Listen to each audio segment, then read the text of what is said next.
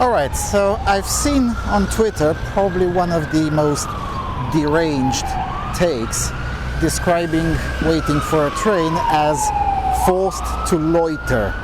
Now that's something that is just entirely alien to me. And since I have to go to the railway station and, grab some tickets so I can then hop to the basement and record the next season of Propaganda Basement, I thought I'd take the camera with me and look around towards and after people were forced to loiter, and reflect a little bit about the fundamental illegitimacy of the concept of loitering. I mean, I've been in over 100 countries, and there's a reason why such illegitimate concept and, quite frankly, illegitimate legislation exists only in Turkmenistan and the Anglo countries, but not everywhere else, at least not to the levels of crazy that you encounter in multiple localities in North America and also in the deranged framework of thinking that too many North Americans have. So, yeah. Let's explore. I'll go into a park and loiter there to reflect about this even more. But first, let me get my train tickets.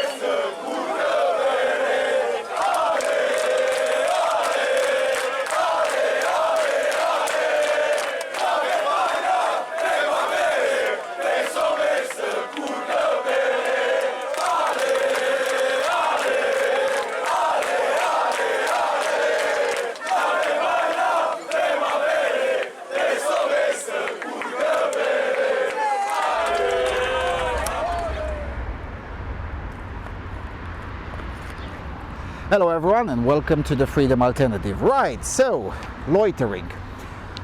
So I just chose to tape this clip in the same plaza where you've seen those nice fellows who were celebrating Romania's qualification off of a Euro group, because that was also an event that is legally called loitering in the Anglosphere. The problem is that the very concept is straight up illegitimate, and outside of the Anglosphere, only Turkmenistan has similarly extremist concepts written into the law. And to be fair, Turkmenistan has an excuse. It's, well, the worst place in Central Asia and only slightly better than the DPRK.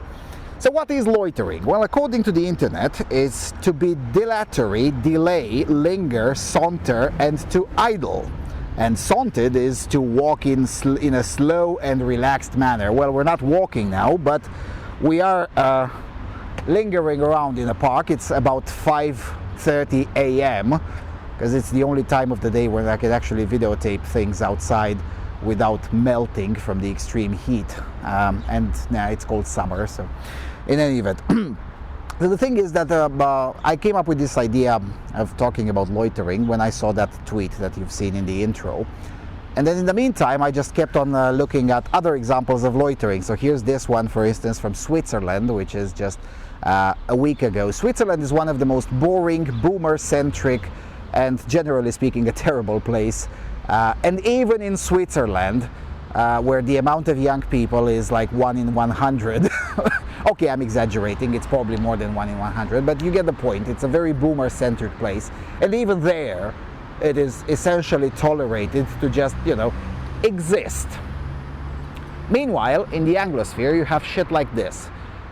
Military-grade devices placed into parks to force children, or force more specifically teenagers, away from being outside.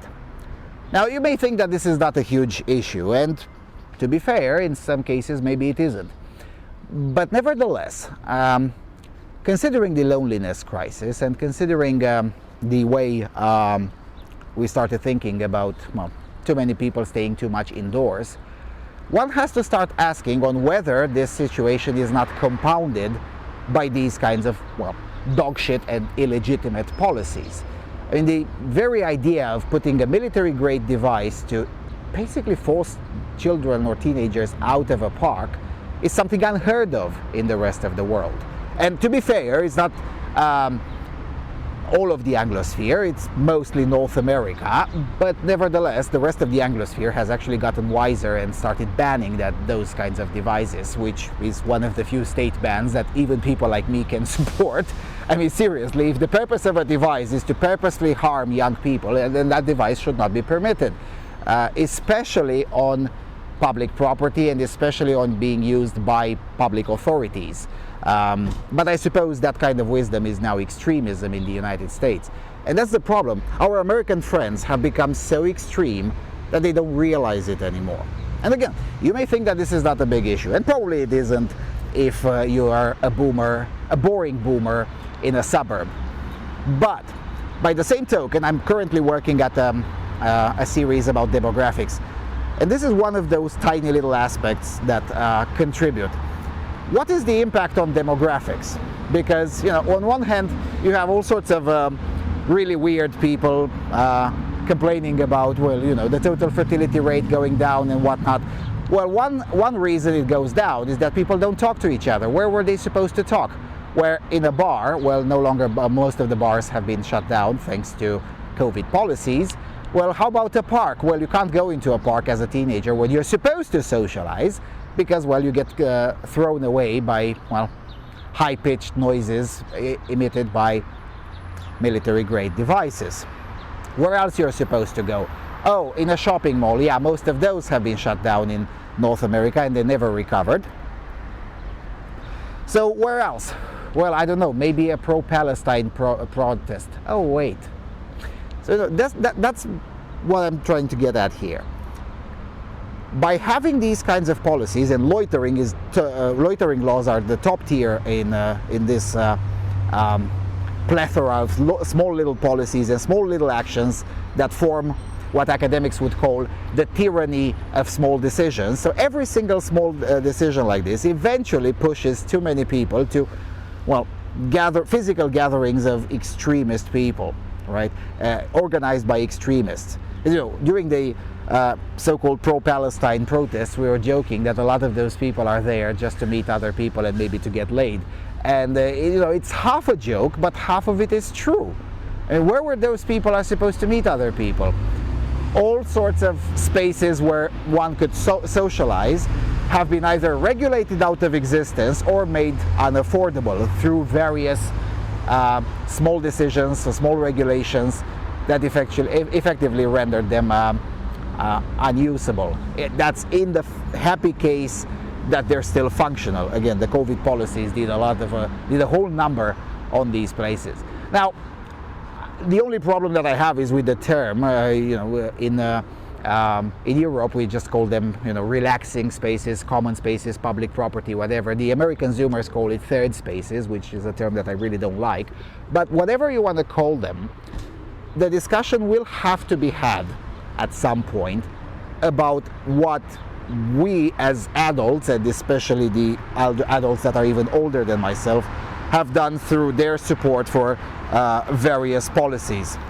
Because the more of these spaces have disappeared, the more the loneliness crisis went up.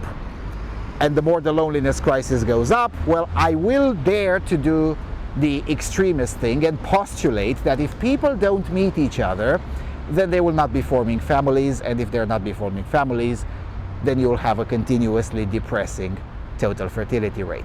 I don't know, maybe I'm wrong, but this is basically one of the small notes in preparation for the demographic panic porn series. So yeah, what do you think about it? Because, you know, I'll tell you what I think about it. The very idea is just crazy, and every day I wake up and I'm grateful for not having been born in North America.